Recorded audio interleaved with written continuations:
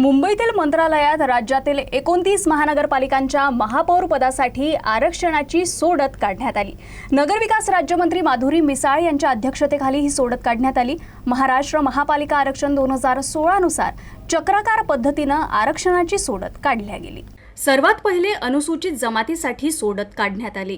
कल्याण डोंबिवलीत अनुसूचित जमातीला आरक्षण मिळालं असून त्यानंतर अनुसूचित जातीसाठी सोडत काढण्यात आली, ज्यात 3 महापालिकांच्या चिठ्ठ्या काढण्यात आल्या, ज्यामध्ये ठाणे, लातूर आणि जालना महापालिकेमध्ये अनुसूचित जातीचा महापौर होणार यावर शिक्कामोर्तब झाला असून लातूर आणि जालन्यात महिलांसाठी पद राखीव ठेवण्यात आलंय।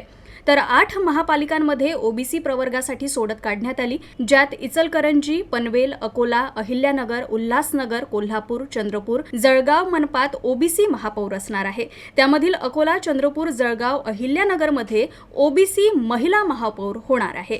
17 महानगरपालिकांमध्ये सर्वसाधारण प्रवर्गासाठी आरक्षणाची सोडत काढण्यात आली। अमरावती, नागपूर, नाशिक, वसई विरार, सांगली, मिरज, कुपवाडा, परभणी, छत्रपती संभाजीनगर आणि सोलापूर मनपाचा यात समावेश असून त्यामध्ये 50% जागा या महिलांसाठी राखीव ठेवण्यात आला, ज्यात पुणे, पिंपरी चिंचवड, मुंबई, नवी मुंबई, मीरा भाईंदर, भिवंडी, निजामपूर, धुळे, मालेगाव, नांदेड, वाघाडा इथे सर्वसाधारण प्रवर्गाची महिला महापौर होणार यावर शिक्कामोर्तब झालाय। विदर्भाबाबत बोलायचं झालं तर अकोला आणि चंद्रपूर महानगरपालिकांमध्ये महिला राज असणार आहे। अकोला आणि चंद्रपूर महानगरपालिकांमध्ये ओबीसी प्रवर्गाचं आरक्षण जाहीर झालंय, तर नागपूर आणि अमरावती मनपात सर्वसाधारण प्रवर्गासाठी आरक्षण जाहीर करण्यात आलं। या आरक्षण सोडतीमुळे राजकीय समीकरणं बदलण्याची शक्यता आहे।